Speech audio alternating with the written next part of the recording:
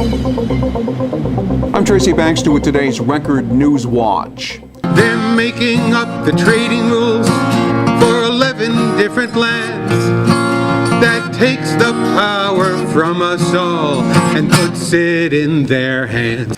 They were showing their opposition with music as well as words earlier today in Newburgh as representatives from local labor, business, and community leaders gathered to condemn ongoing secret trade negotiations that they say will send even more jobs overseas. Their specific target was the fast-track authorization of new trade agreements like the TPP, Trans-Pacific Partnership. Hudson Valley Congressman Patrick Maloney says the secrecy surrounding those trade negotiations suggests the TPP will only benefit multinational conglomerates and special interests, not those trying to create and keep jobs here at home. This is really simple for me. Somebody's going to have to tell me how this creates wealth for middle-class families in the Hudson Valley. That's it. Tell me that, and I will support it. You show me the jobs that are going to be created here in the Hudson Valley because of this agreement, and then I'll talk to you about supporting it. That's real simple. It seems to me the burden ought to be on folks who have been engineering these agreements for 30 years, while 60,000 manufacturing facilities have left the United States. Speakers during the news conference say TPP will also lead to unregulated food quality here in the U.S. Maloney and others say they voiced their opposition to the Obama administration, saying the use of fast-track negotiation procedures won't allow any amendments by Congress to trade agreements. It was a chance for struggling homeowners to get some direction and maybe some potential solutions to financial troubles that could ultimately mean foreclosure. The Village of Ellenville Government Center played host today to a Homeowner Help Day.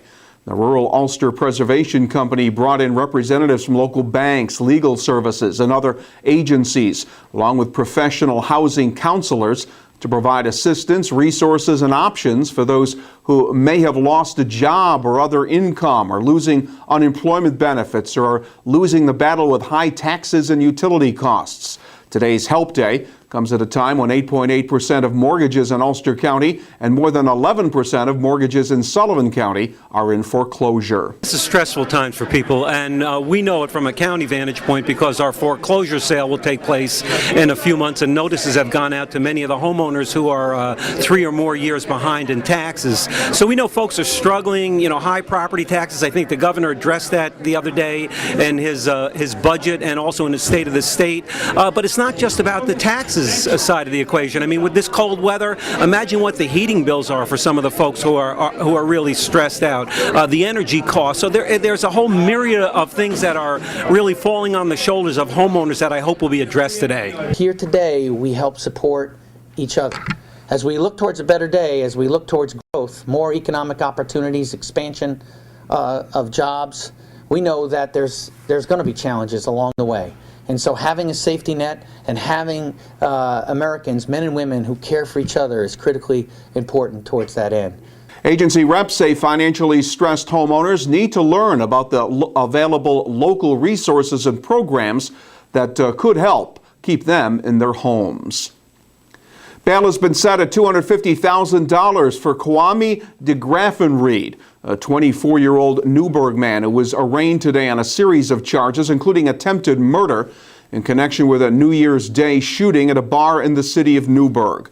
The attorney for DeGraffenried entered a not guilty plea in behalf of her client, who is also facing a criminal use of a firearm charge that carries a minimum 10-year prison sentence.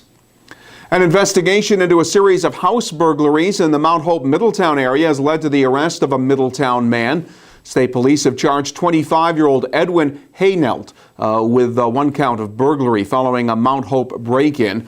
Police say further charges could be added if Haynelt is implicated in the other reported burglaries. About 20 protesters representing the Alliance for Quality Education organization braved Wednesday's cold in Kingston to rally against Governor Andrew Cuomo's proposed aid to education budget. The demonstration's one of many scheduled statewide and was part of what the protesters say is a pushback campaign to get the legislature to restore funding for many of the education programs that have been cut over the past 5 years. Cuomo included an increase of about $682 million in regular state education aid in his budget proposal. Those speaking out say they want state education aid increased by $1.9 billion. An investigation by officials with the Ulster County Family and Child Advocacy Center has resulted in the arrest of a woman for falsely reporting an incident. Authorities say 35-year-old Cindy Patterson Ricks of Liberty falsely reported the alleged sexual abuse of a 16-year-old child. Patterson Ricks made the false statements against another person in the town of Shandaken. She later retracted the allegation after filing a report with a state police investigator. A Middletown couple has been charged with felony criminal possession of stolen property after police say they rang up more than $50,000 worth of purchases on a credit card that belonged to the man's former employer.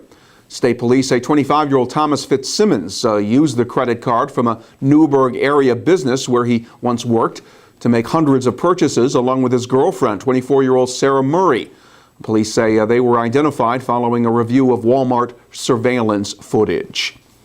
And if you're a volunteer firefighter and you attend a New York State Community College, you've got until February 1st to apply for college tuition reimbursement for the spring semester. Participants in the program are eligible for up to 100% tuition reimbursement. The Higher Education Learning Plan, or HELP, is offered by the Firemen's Association of the State of New York and is geared towards recruiting and retaining volunteer firefighters across the state. This unique ice circle that caught our attention on the lower Esopus Creek serves as a reminder that we will be continuing to deal with icy cold weather for a few more days at least. Friday will be mostly sunny and cold, with the temperatures tomorrow rising only into the middle teens. Saturday will be mostly cloudy with some scattered snow showers, and it may almost feel mild out there since the mercury should actually reach the middle 20s. We'll get the news and information to help start your day in tomorrow's Times Herald Record, and when news breaks, you will find it right here at Record Online. For Record Newswatch, I'm Tracy Baxter.